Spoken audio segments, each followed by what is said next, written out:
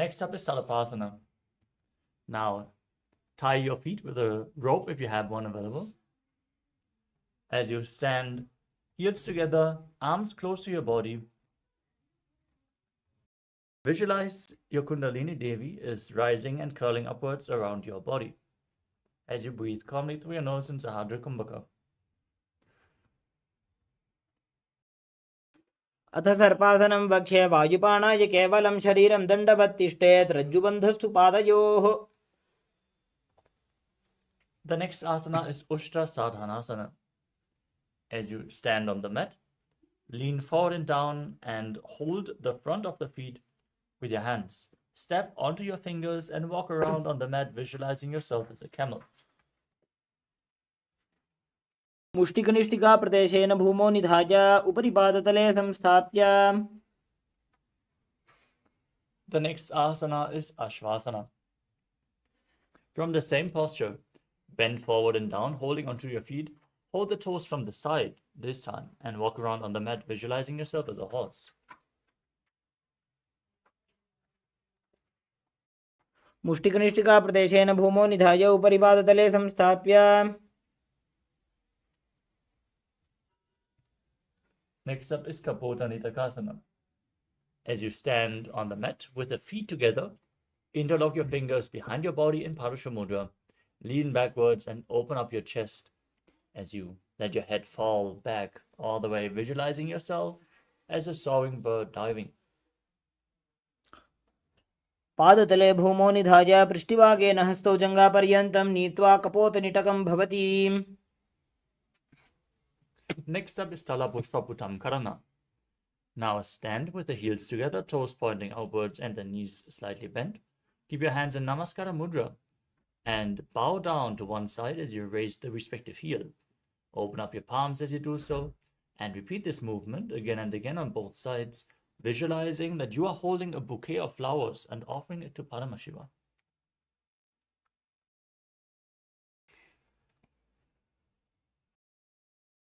The next asana is Khadgasana. Now visualize yourself as a rhinoceros and gaze to the tip of your nose.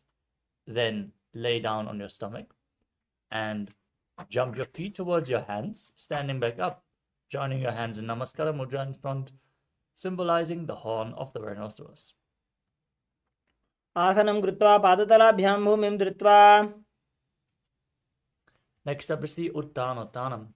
Hold weights if you want to intensify this asana as you sit down all the way to the ground and stand back up again and again. Gaze to your nose and visualize Swamiji in your inner space. पुनः पुनः उत्थातव्यम् असितव्यम् इति उत्थानोत्थानं भवति. Next up is Musalasana. Now raise your hands up above your head and jump repeatedly, visualizing yourself as a mace.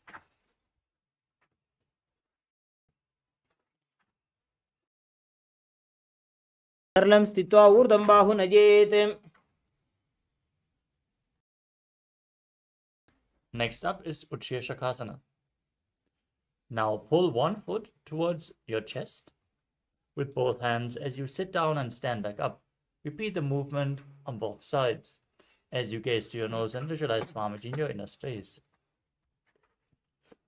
एकैकं पादतलं कुक्षौ निधाय तिष्ठेत् उच्छिर्षकं भवति. Next up is the Parshva Janukarana. Now stand with one foot pointing outwards and the knee slightly bent as you pull the other knee against your chest and circle the leg with your arm, hand in a fist. Place the other hand on the inner respective thigh with the fingers pointing inwards.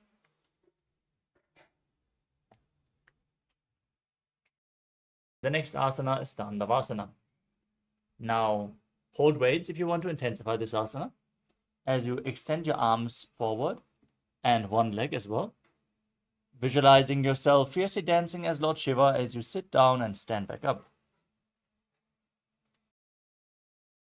एकेन पादेन स्थातव्यं ताण्डवासनं भवति. Next up is Brahmanasana. Now bring the left foot to the inner opposite thigh and stand erect on the mat like a rod with the hands by the side. Visualize Lord Brahma blessing you from within. ब्राह्मणासनमावक्ष्ये यत्कृत्वा ब्राह्मणो भवेत्. Next up is Garudasana 3.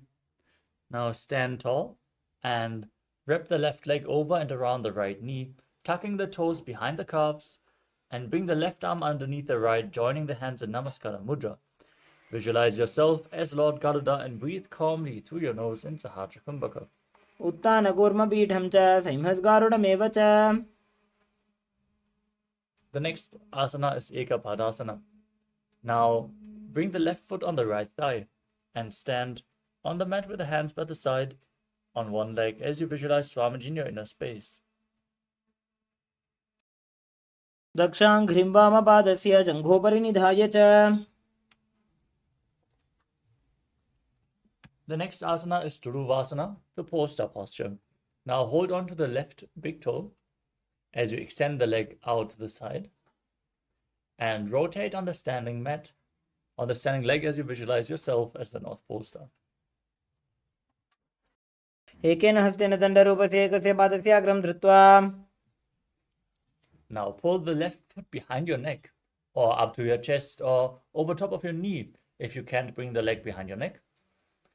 And visualize Lord Vishnu within as you perform the 3 steps of Vishnu, standing up, sitting down, and standing back up in Trivikramasana.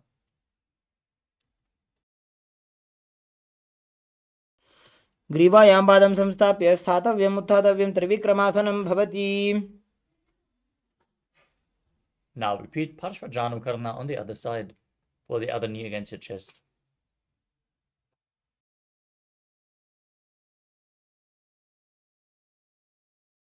Now visualize yourself fiercely dancing as Lord Shiva as you repeat Tandavasana on the other side. Sit down and stand back up on one leg.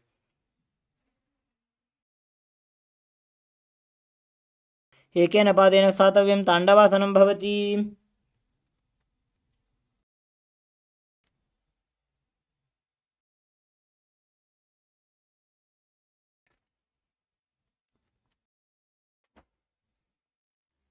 The next is the Brahmanasana. Now, placing your right foot on the inner left thigh, stand erect on the mat like a rod. Keep your hands by the sides. Visualize yourself being blessed by Lord Brahma. Brahmanasanamavakshye yatkritva brahmano bhavet. The next is the Garudasana. Maintaining the same posture. Wrap your right leg over and around the left knee.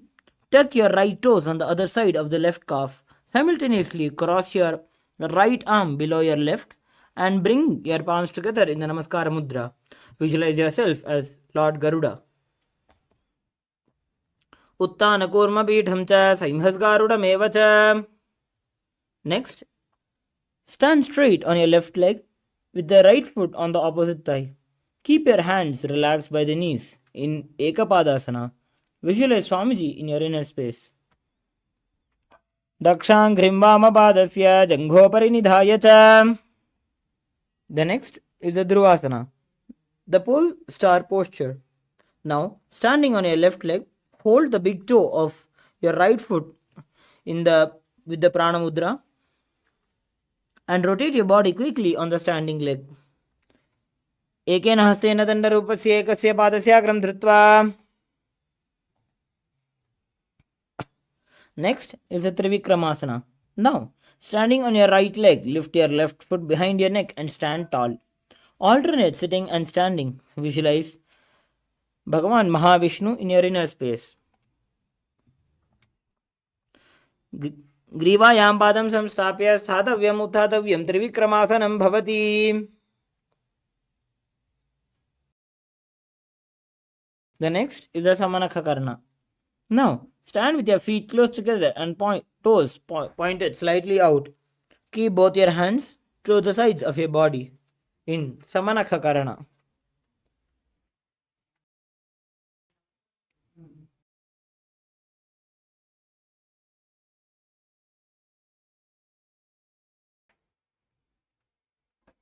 The next will be entering into the Gorakhanjali Asana. Now, stand erect and then bend forward. Bring both the hands underneath the knees and make a finger lock in Parashamudra. Sitting in a squatting position, let the finger lock touch the navel. Visualize the great sage Gorakhnath, founder of the Natha Yoga Hindu Sampradaya. Pratamahi ubau hoye bahuri nicho punihove.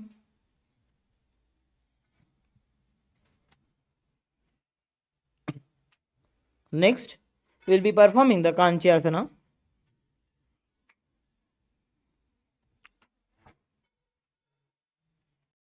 Now, insert your hands between your thighs and calves, then wrap your hands around your behind your butt.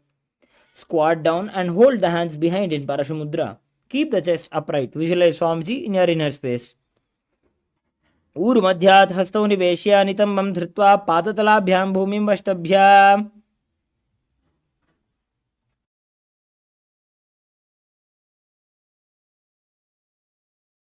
Next, we'll be performing the Bhairuvasana.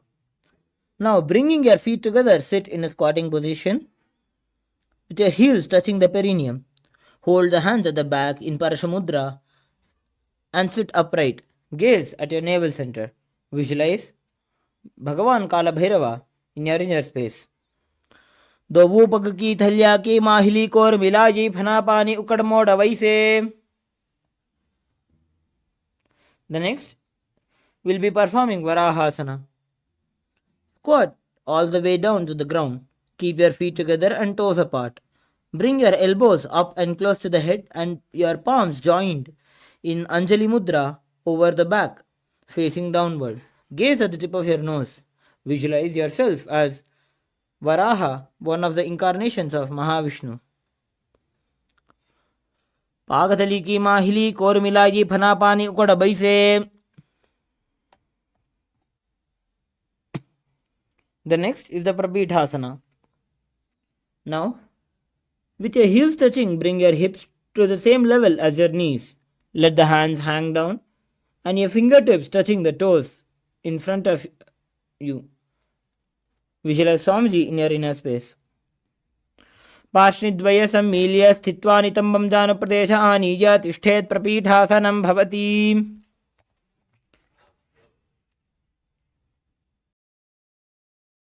The next, we'll be performing Bakasana.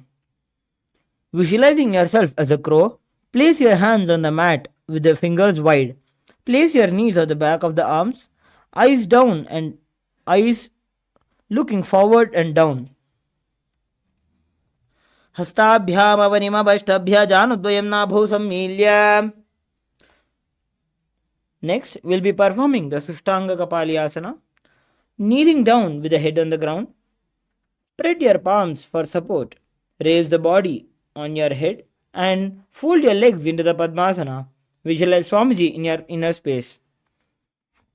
Asana Goguna Kapala Atho Hoyi. Next, we'll be performing Guptasana. Now, keeping your toes flat touching the opposite feet, sit down between the feet. Let the heels come outside the hips. Place your hands on the knees and sit straight.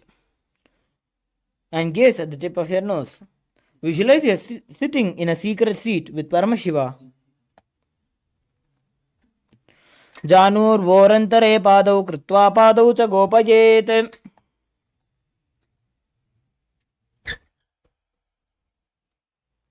The next asana is Vrikshasana too.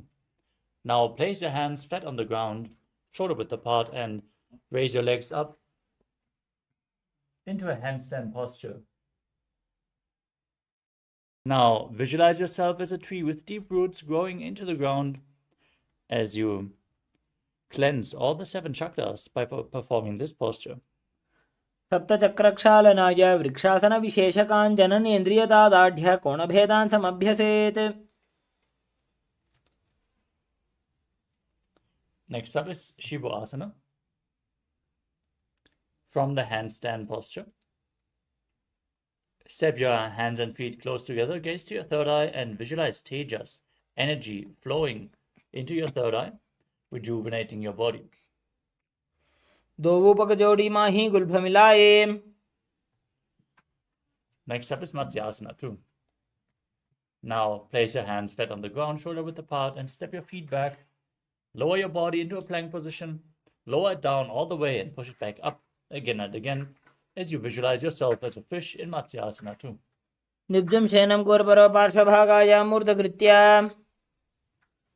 Next up is Sadapasana 2. Lie prone on your belly and place your hands on the hips as you lift your chest from left to right, visualizing and moving your body like a snake. Nibjam Shenam Kritva Hastau Nitambam Samsthapya.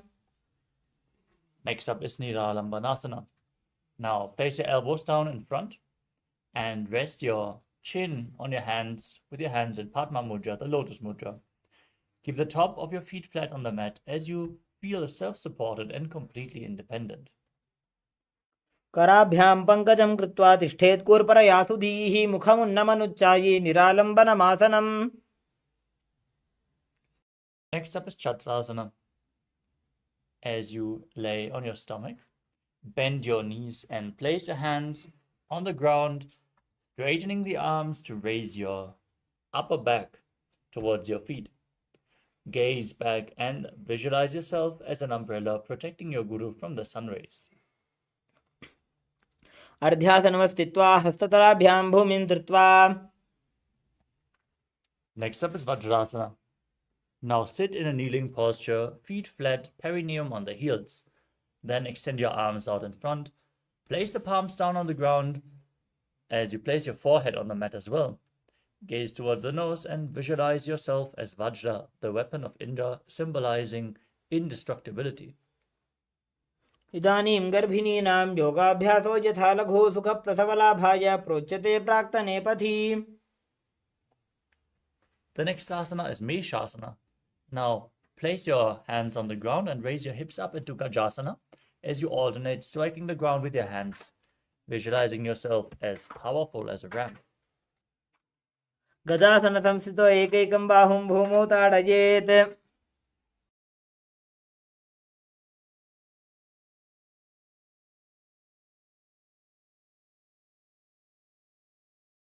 Next up is Ajasana. With your hands on the ground, raise your legs up into a handstand and then slowly lower your body down towards the mat as you visualize yourself as unborn, existing for all eternity in Ajasana. Gajasana Samsito Padadvayamantaraade Kritya Mastakena Bhumim Sprishet. Next up is Dhanantarasana. As you sit on your heels in a kneeling posture, keep your legs together and hold on to the big toes, pulling them close towards your perineum as you then place your hands on your thighs. Gaze to the nose and visualize Swamiji in your inner space as you breathe in Ujjayi Pranayama. Purava Vidhi Parihata Ki Kakasisyo Phana Sharamodi. Next up is the Angamottanam. Now, interlock your fingers in front and move your hands from left to right, up and down in all directions, giving massage to various different joints and muscles of your body. Then repeating the movement behind your back as well. Visualize Swamiji in your inner space as you perform the Mula Bandha. Hastayoho Angulir Badwa Hastayor Madhyat Sarvamangam Nishkasayitva. Next up is Garudasana form. Sit on your heels in Vajrasana and turn your feet outwards so the toes are pointing to the sides. Keep your hands on the knees and visualize yourself as Lord Garuda flying Lord Vishnu and Lakshmi on his back in Garudasana form. Jangorubhyam Dharam Pidya Sthirakayo Dvijanuna Janu Parikaradvandva Garudasana Muchyate. Next up is Ananda Mandirasana. As you sit with your legs folded back, the toes pointing backwards, with your knees opened wide, hold onto your ankles, pull your feet up as you place the front of your buttocks on the mat. Gaze to your third eye and visualize yourself residing in the blissful space of a temple.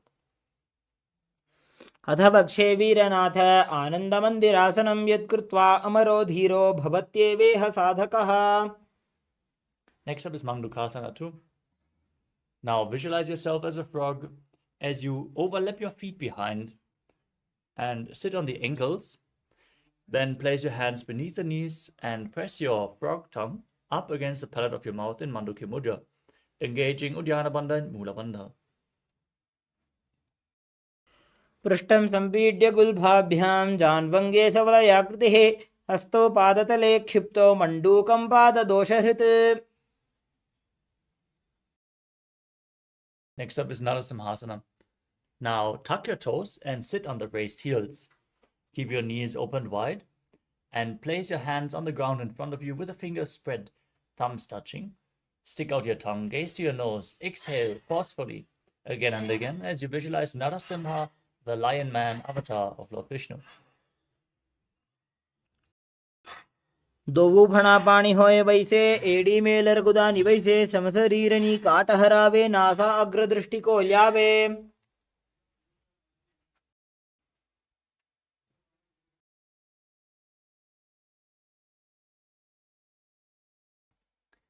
The next asana is Pishtakasana. Maintain the posture, sitting on the raised heels with the toes tucked.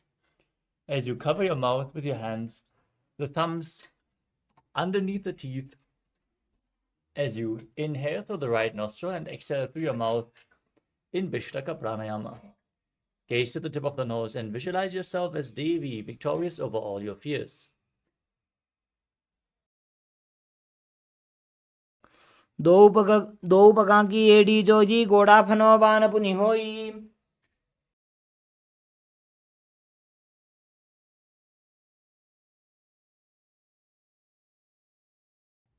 The next asana is Makadasana.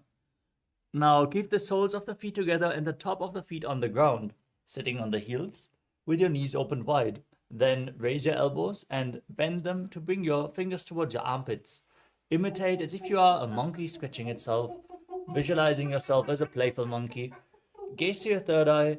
Perform the Mula Bandha in Makadasana. दोवो पगतले संबुट आने तिनके पिष्टि भूमि परिठाने. Next up is Vajra Sangharasana. With your toes tucked, the soles of the feet together, raise your knees off the ground and open them wide as you hold on to opposite elbows behind your back. Gaze towards the tip of your nose and embody diamond-like strength for yourself and your Sangha, your spiritual community. प्रथम पणा पाणी होए वैसे दोवो AD गुदानी वैसे. Next up is Kanjanasana. Now, keep your toes down, ankles crossed behind, and sit on your heels. Place your palms on the mat at the sides. Gaze to your nose and visualize perfect health beyond any and all physical or mental ailments as you engage Uddiyana Bandha, the stomach lock, and Mula Bandha, the root lock, in Kanjanasana. खञ्जनासनमावक्ष्य यत्कृत्वा सुस्थिरो भवेत्. The next asana is Kurmasana. Maintain the same sitting posture. Place your hands on the knees and make your upper body and neck stiff as you visualize yourself as a turtle with a stable body and mind to live for centuries, gazing to the tip of your nose. गुल्फौ च वृषणस्याधो व्युत्क्रमेण समाहितौ ऋजुकाय शिरो ग्रीवं कूर्मासनमितीरितम्. The next asana is Yogasana. Maintain the same posture. Relax your upper body. Now gaze to the nose and visualize Swamiji in your inner space. गुदं नियम्य गुल्फाभ्यां व्युत्क्रमेण समाहितः योगासनं भवेदेतदिति योगविदो विदुः. Next up is Vijyogasana. Now stand on your knees and cross your ankles behind, placing your feet near opposite knees. Now hold your calves with the fingers inside and the thumbs outside. Gaze to your third eye and visualize a space of eternal oneness with your Guru, Swamiji. गोड़ा वामो उबौ होई गोड़ा आड़ा राखे दोई. Next up is Ushtrasana 2. In a kneeling position, bend backwards and hold your ankles with your hands. Push your hips forward as you lean back as far as you can. Visualize yourself as a camel and breathe in Ujjayi Pranayama, making an ocean-like sound with your mouth. Merudandagranthidaadya Sambivadai Shuppuman. Next up is Jatyasana 2. Now, holding the soles of the feet behind your body, placing your elbows on the mat, place the back of your head on the mat as well, gazing to the tip of your nose and visualizing yourself as a lotus blooming. दोवु एडी संपुट करे सोले मूलद्वारी तरी धरे. Next up is Viratasana. As you sit on your knees with your thighs and calves together, lean back and place your back on the ground and raise back up again and again. Gaze to your nose and visualize the healing and liberation of all causal subtle forms of your body in Viratasana. जंगा पृष्ठभूमो निधाय जंगोद्रजोः ऊरुनी संस्थाप्य. Next up is Kapotasana. From Viratasana, raise your hips up high.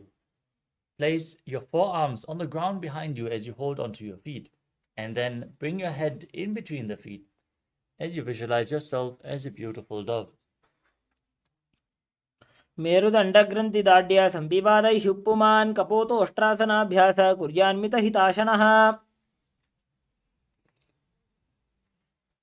Next up is Varasana, the boon fulfilling posture. Now sit on your knees and raise your body up, tucking your toes. As you hold on to your opposite arms with your hands, gaze to the tip of the nose, visualize Paramashiva, and internally chant the Mahavakya, Om Nithyananda Paramashivoham. Receive your boon from Paramashiva in Varasana. जानुनी भूमौ संस्थाप्य हस्ताभ्यां बाहु परस्परं धृत्वा. Next up is Varahasana.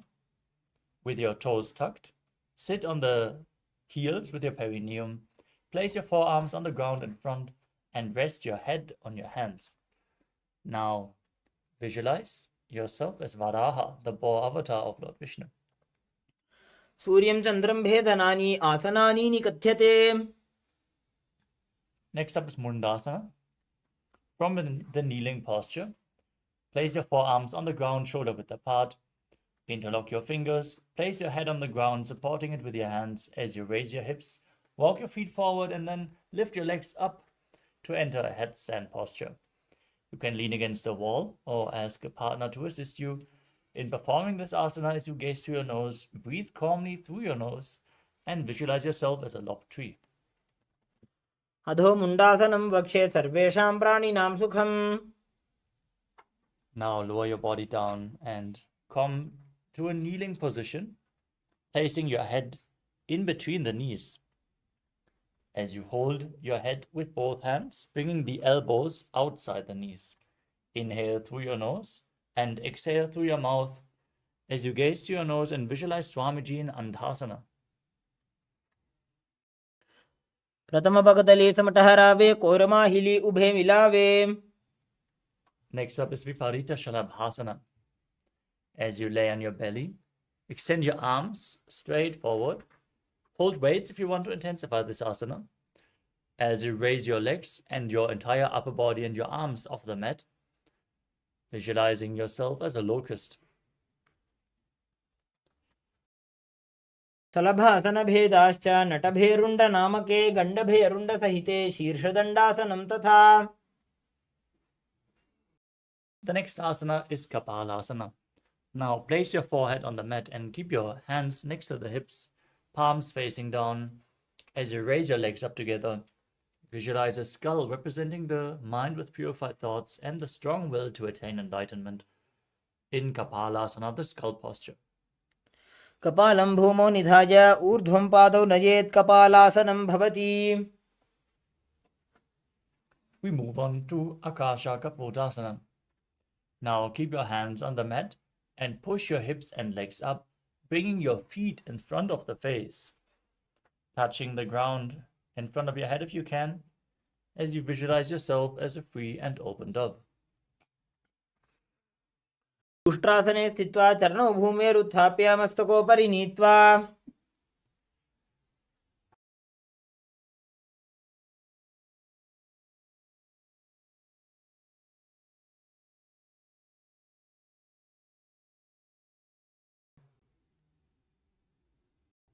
Next up is Chatakasana.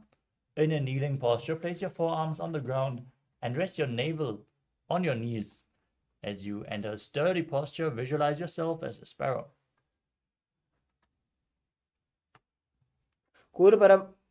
कूर्परपर्यन्तौ हस्तौ धरामवष्टभ्य. Next up is Vrishikasana 2. With your forearms on the ground, raise your hips and then lift your legs over top of your body, touching your head with your feet. Now visualize yourself as a scorpion. Breathe calmly through your nose in Sahajra Kumbhaka and perform the Mula Bandha. विच्छेव पुच्छ प्रतिमाङ्घ्रिपार्ष्णे धृत्वा स्वशीर्षे चिबुकं विधार्यकौ.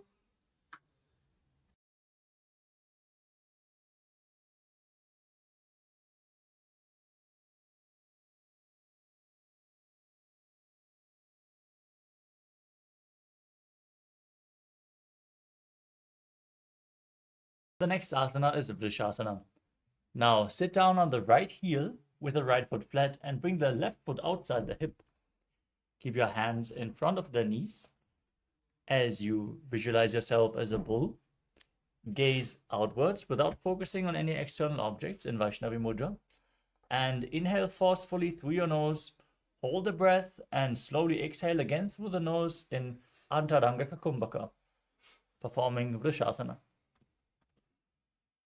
यामे गुल्फे पादमूले वामभागे पदेतरं विपरीतं स्पृशेत् भूमिं वृषासनमिदं भवेत्. Next up is Urasana. From a kneeling position, place your hands on the mat in front. Lift your knees off the ground and cross your feet. Cross the toes of the left foot over the right and balance over the mat as you visualize Swamiji in your inner space. लोलासनं सदा कुर्यात् वायुलोलापघातनात्. Now repeat Vrishasana on the other side. Sit on the left heel. Keep the right foot outside of the hips as you visualize yourself as a bull. यामे गुल्फे पादमूले वामभागे पदेतरं विपरीतं स्पृशेत् भूमिं वृषासनमिदं भवेत्. The next asana is Balagunasana. Now tuck the left foot and sit on the raised left heel. As you place the right foot flat, knee raised against the chest, hands on the respective knees, visualizing Balagunahai, one of the 84 siddhas in your inner space. आसन को गुण जल विकार जाई. The next asana is Grahasana. Now, squat down all the way and bring your elbows under the thighs, wrapping the hands around the shins and holding onto your ankles from the outside. And visualize yourself as the entire planet. पादतले भूमौ संस्थाप्य जानुमध्ये कुर्परौ स्थाप्य. Now repeat Balagunasana on the other side. Tuck the right foot, sit on the right heel, keep the left foot flat. Visualize Balagunahai.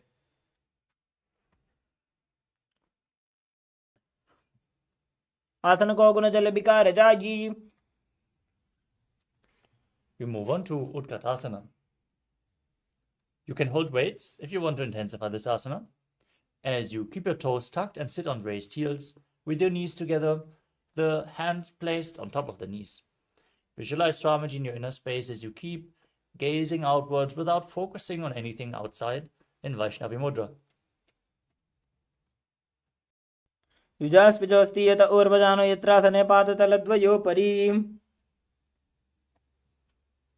Next up is Vajrasangarasana 2. The toes tucked, soles of the feet together, open your knees wide and hold on to your elbows behind the back. Visualize Swamiji in your inner space. Keep breathing in Antarangaka Kumbhaka. प्रथम बना पानी होय जैसे दो वो एड़ी गुदा निवैसे.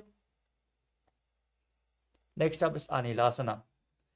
Now squat down and place your palms on the ground as you step your heels onto your hands. Keep your arms straight in front as you gaze to your nose and visualize you are able to live off of air alone. दो हाथ भूमि पर उठाने कहुनी जाड़ी ना भी लगाने. The next asana is Padukasana. Now, place the back of your hands on the mat in front of the feet with the fingers pointing towards your feet. Then step your feet onto your hands and wrap your hands around the feet like a shoe. walking around on the mat as you visualize yourself wearing padukas, walking across India. हस्ततलयोः पादतले कृत्वा तिष्ठेत् गच्छेत् पादुकासनं भवति. Next up is Kukkutoddanasana. As you place your palms on the mat, shoulder width apart, jump your legs up and let them fall back down again and again, visualizing yourself as a rooster. हस्ततले भूमौ कृत्वा पादतले च ऊर्ध्वमुड्डानं कृत्वा. Next up is Viparita Nrityasana. With your hands flat on the ground, raise your legs up into a handstand and dance around on two hands. Visualize, feel yourself become free of all inhibitions. हस्ततलाभ्यां भूमिं वष्टभ्य ऊर्ध्वपादाग्रे कुर्वन्. Next up is Kunjarasana. Now, separate your feet and place one palm down on the mat, keeping the arm straight as you place the other hand to your head. Now, visualize Swamiji in your inner space and breathe calmly through your nose in Sahadra Kumbhaka, slowly and deeply. अथ वक्षे महादेव कुञ्जरासनम् उत्तमम्. Now place the other hand on the ground. Exchange the position of your hands as you repeat Kunjarasana. अथ वक्षे महादेव कुञ्जरासनम् उत्तमम्. The next asana is Kadambasana. Now sit on the ground with your feet flat and the heels close to your body. Hold respective ankles and lift your feet off the ground as you visualize yourself as a Kadamba tree, a pious tree that promotes a long life. पार्श्वेभ्यां भूमिं वष्टभ्य हस्तद्वयेन गुल्फौ धृत्वा. Next up is Pavana Muktasana. Keeping your feet flat on the mat, hold onto opposite knees and pull them against your chest. As you visualize any excess vata being released from or balanced within your system, perform the Mula Bandha. द्वयोस्तु पादयोः पाणिं लात्वा स्वस्वनितम्बके जानुनी वक्षसि सादुर्बभ्रतीकरबन्धनैः. Next up is Chakorasana. As you sit and lift one leg behind your head, you can lift it against your chest or over top of the knee if you can't bring it behind your head. As you then place both hands on the ground and lift your entire body up, gazing up towards your third eye and visualizing yourself as a powerful source of energy. पूर्वतानं चतुष्पादपीठं वज्रासनं तथा. Next up is Dhanurasana too. With one leg extended forward, holding on to both the big toes in Prana Mudra with the respective hand, pull the other foot against your ear, visualizing yourself as a bow.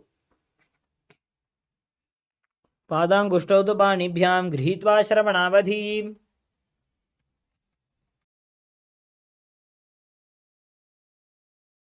Next up is Ashtavakrasana. Now, bring the left foot over top of the left shoulder and hook the right foot over the left foot. Extend both legs to the side with the arms on the ground, leaning forward, balancing on your arms and visualizing yourself as a flying crane. वासिष्ठमथ कौण्डिन्यम् ऊर्ध्वकुक्कुटमेव च. We move on to Pranasana. Now, place the right foot on the left thigh and keep the left foot flat on the mat. Push the right knee down and bring the left shoulder underneath the left knee as you gaze to your third eye and visualize yourself being immortal and able to exist solely from prana. एतत् प्रभेदं वक्ष्यामि करोति यस्य चामरः. Next up is Parashvamatsindrasana. Now bring the right heel close to the left hip, step the left heel over top of the right knee, twist around the raised knee and bring one arm below as you interlock your fingers behind your back, twisting your spine as you gaze to your third eye and visualize the sage Matsindranath in Parashvamatsindrasana. पार्श्वाभ्यां धृत्ततेजास्तु पार्श्वमत्स्येन्द्रमुत्तमम्. Now repeat Chakorasana on the other side. One leg behind your neck, hands on the ground, opposite legs extended and lifting your body up, visualizing yourself as a powerful source of energy. पूर्वतानं चतुष्पादपीठं वज्रासनं तथा. Now, pull the other foot against your ear, holding onto the big toes, as you visualize yourself as a bow in Dhanurasana too, on the other side. पादाङ्गुष्टौ तु पाणिभ्यां गृहीत्वा श्रवणावधि धनुराकर्षकाकृष्टं धनुरासनमीरितम्. Now repeat Ashtavakrasana. Bring the right foot over top of the right shoulder. Left foot over top of the right. Extend the legs to the side. Lean forward. Visualize yourself as a flying crane as you balance on your arms. वासिष्ठमथ कौण्डिन्यम् ऊर्ध्वकुक्कुटमेव च. Now repeat Pranasana on the other side. Keep the left foot on the right. Right foot flat on the ground. Right shoulder beneath the right knee. And gazing to your third eye, visualizing yourself being immortal and able to exist solely from prana. एतत् प्रभेदं वक्ष्यामि करोति यस्य चामरः एकपादमुरो बद्ध्वा स्कन्धेऽन्यत्पादरक्षणम्. Next up is Paramachivoham on the other side. Keep the left foot at the right heel over top of the left knee. Twist your body around the knee. Bring the arm below and interlock your fingers behind your back as you gaze to your third eye and visualize Matsyendra, the master of Hatha Yoga. पार्श्वाभ्यां धृत्यतेजास्तु पार्श्वमत्स्येन्द्रमुत्तमम्. The next asana is Ardha Paschimottanasana. Keeping one leg extended. Press your perineum with the opposite heel. Lean forward and down and hold the front with both hands, like in Paschimottanasana. As you visualize Swamiji in your inner space, perform Jivachala Kumbhaka, inhaling all the way, holding your breath, and moving the prana up and down through your body and through your limbs by the force of your will. एकं पादं प्रसार्य एकं पादस्य पार्श्वनासीवनी सम्पीड्य.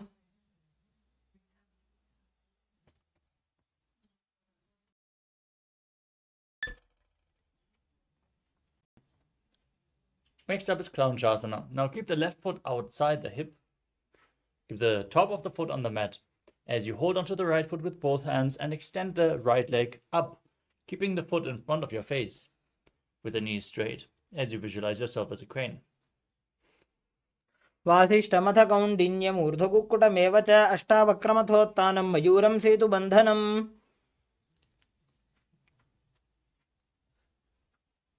Now repeat Ardha Paschimottanasana on the other side. Press the other heel against the perineum, lean forward and down, visualize Swamiji and gaze in Vaishnavi Mudra. Don't focus on any external objects.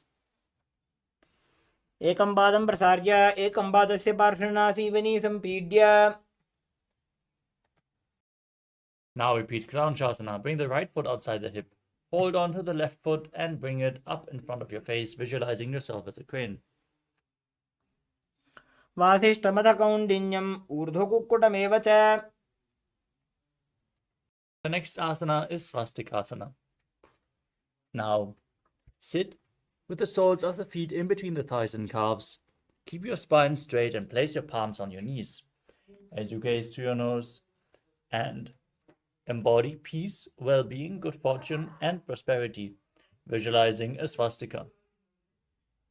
जानूर्वोरन्तरे सम्यक् कृत्वा पादतले उभे ऋजुकाय समासीन स्वस्तिकं तत् प्रचक्षते. Keep your eyes open wide, gaze inside as you cover your heels with your hands, tuck your chin to the chest in Jalandhara Bandha, and gaze to your nose, visualizing the great sage Goraknath, founder of the Natha Yoga Hindu Sampradaya, in Gorakshasana. जानोर्वोरन्तरे पादौ उत्तानो व्यक्तसंस्थितौ गुल्फौ छाच्छाद्य हस्ताभ्याम् उत्तानाभ्यां प्रयत्नतः. Next up is Bhagasana 2. Now, press the left heel against the perineum and place the right foot on top of the left thigh. As you gaze up towards your third eye, visualize Swamiji and meditate on Arihanta, the enlightened one. As you inhale all the way and then place the ring fingers over top of the mouth, the little fingers below the mouth, the middle fingers closing your nostrils, the index fingers your eyes, and the thumbs closing your ears. वामपार्श्वमुकुटं संस्थाप्य दक्षाङ्घ्रिवामजगने. Next up is Yogasana 2. Now place your feet onto opposite knees as you keep your hands next to the body on the ground with the palms facing up. Gaze to the tip of your nose and visualize Swamiji as you perform Kakachantra Kumbhaka. Roll up your tongue, stick out your tongue, and exhale through the rolled up tongue, cooling down your body in Yogasana too. उत्तानौ चरणौ कृत्वा संस्थाप्योपरि जानुनोः. Next up is Urdhva Kukkutasana. Now rotate your hands at the side of your body, place the palms down, and sit in Padmasana as you lift your entire body off the mat. Balance on your arms and visualize yourself as a rooster.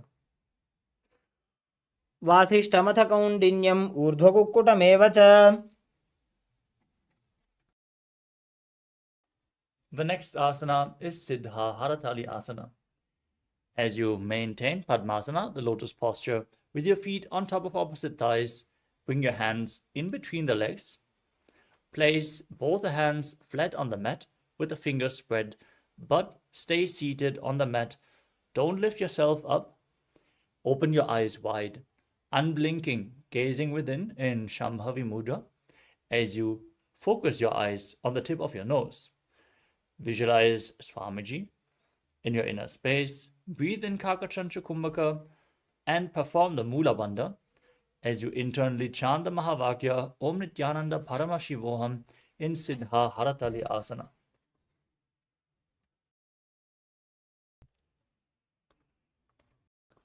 प्रथम पद्मासन को करे, हस्त दो वो गोड़ासन धरे.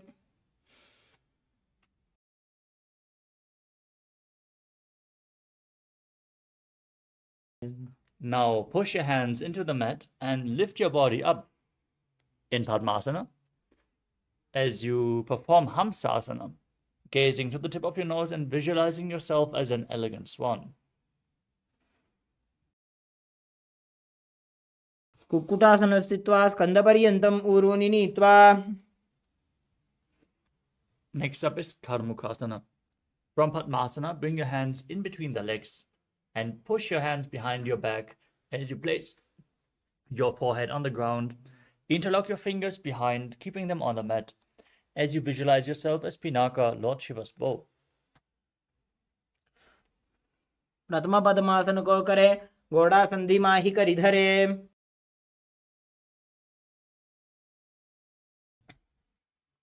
Next up is Kurmasana too. From Padmasana, bring your hands in between the legs and then bend your elbows. Bring your hands up towards the shoulders and hold on to the respective shoulders as you visualize yourself as a turtle with a stable body and mind to live for hundreds of years in Kurmasana too. By जंग पर दक्षिण पावा, दाई जंग परि by ल्यावा.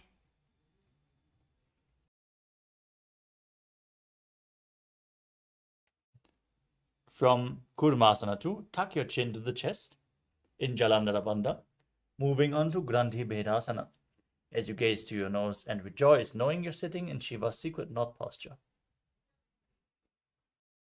अथ पक्षे नीलकण्ठ ग्रन्थिभेदासनं शुभम्. Next up is Uttana Kurmasana. From Grandhi Bhedasana, roll onto your back. Keep holding onto the shoulders as you gaze to the nose and embody a turtle laying on its back. Kukkutasana बन्धस्थं कराभ्यां धृतकन्धरम्. Now rise back up. Sit in Padmasana. As you place both hands in between the legs, one palm on the ground, holding its wrist with the opposite hand, and lifting your entire body up, balancing on one arm, as you visualize yourself as a rooster in Pangu Kukkutasana. Kukkutasana स्थित्वा एकेन हस्तेन अन्यस्य मणिबन्धं धृत्वा. Now place the other hand on the mat, hold its wrist, lift your body up, visualize yourself as a rooster. Repeat Pangu Kukkutasana on the other side. Kukkutasana स्थित्वा एकेन हस्तेन अन्यस्य मणिबन्धं धृत्वा. Next up is Gridrasana. As you sit in Padmasana, place your elbows on the toes. Interlock your fingers in Parashamudra and rest your chin on the fingers as you press your thumbs towards the throat. Visualize you have gone beyond all greed and covetous. Keep breathing in Kakachandra Kumbhaka. जानुर्वोरन्तरे पादौ उत्तानौ व्यक्तसंस्थितौ. Next up is Padmasana 3. As you sit in Padmasana, place one hand over the other with the palms facing upwards. Now, gaze towards your nose and visualize Swamiji as you engage all three bandhas. उत्तानौ चरणौ विधाय विधिवत् शक्तिस्थितौ योगिरात्. Move on to Padmasana 4. Place your hands on the respective knees. Perform the Mula Bandha, contract the perineal floor. Gaze to your nose and visualize Paramashiva in your inner space. Internally chant Om Nithyananda Paramashivoham. एतत् पद्मासनं कुर्यात् प्राणवायुप्रसिद्धये. Next up is Karmukasana 2. Keep one hand on the respective knee and hook the other hand around the respective big toe in Prana Mudra, moving the big toe round and round in a circular motion as you visualize yourself as Lord Shiva's bowl, and then repeat the movement on the other side as well. अथान्यासनमावक्ष्ये योगपूरकरक्षणात्. Now, sit in Padmasana, cross your arms behind your back, and hold on to the respective big toes in Prana Mudra with index and middle fingers touching the ring and little finger with your thumb. Gaze to the tip of your nose and visualize yourself as Pinaka, Lord Shiva's bowl, as you engage all three bandhas. कार्मुकासनमाक्षित्य उदरे पूरयेत् सुखम्. Next up is Dridhasana. Maintain the same posture but raise your chest, gaze upwards, and visualize yourself as the action of Paramashiva's third eye destroying anything you come across in Dridhasana. पूर्वभ्यामुपरि स्थाप्य पादयुग्मं प्रयत्नतः. Next up is Nagrasana. From this position, roll onto your back. Keep your arms crossed behind you, your legs in Padmasana. Hold onto the big toes if you can. Gaze to your nose as you visualize yourself as a snake and breathe calmly through your nose in Sahaja Kumbhaka. प्रथमपद्मासनकोठाने द्वौ हातपाथाने आने.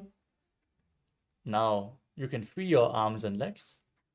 Pull your knees against your chest as you lay on your back and circle your legs with your arms. Interlock the fingers in Parusha Mudra and squeeze your body into a ball in Kandukasana. वेत्रासने स्थित्वा हस्तपादान् निष्कुष्य. Next up is Urdhva Pavanasana. Lay on your back with the feet flat. Interlock the fingers behind your neck. Keep the elbows resting on the mat. As you breathe through your nose, gaze to the tip of the nose and visualize Swamiji in your inner space. प्रथमे सूधो सैनकरावे घोड़ा उभा राशि मिलावे. Now, from the same position, place your upturned palms underneath the heels. Step your heels onto your hands.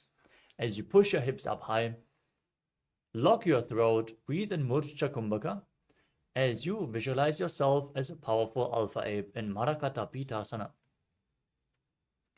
उत्तानशयनं पादतले उत्तानहस्तयोः स्थापयेत्. The next asana is Uttana Shikhi Pitakasana. As you place your hands on the lower back for support, raise your hips and straighten your legs, balancing on your elbows as you gaze to the nose and visualize Swamiji in your inner space, still breathing in Murcha Kumbhaka. जङ्घोरुबलहीनश्चेत् उत्तानशिखिपीठकम् अप्रमत्तः प्रकुर्वीत भुक्तेः प्राग्विजितेन्द्रियः. Now raise your legs and your hips up straight. As you then place your arms flat on the mat for support in Narakasana, visualizing yourself blissfully traversing through Naraka Loka unscathed. ग्रीवाकण्ठेन भूमिं विष्टम्भ पादाग्रद्वयम् ऊर्ध्वमुत्त्रजेत्. Next up is Tiryannaukasana. Place your hands on the lower back for support. Straighten your legs and then lower and angle your body. Lower and angle your legs. Engage your core intensely as you visualize yourself as a boat crossing the ocean of samsara in Tiryannaukasana. नौकावत् स्थित्वात् ऊर्ध्वं पादाग्रद्वयं नयेत्. Now place your arms back on the mat.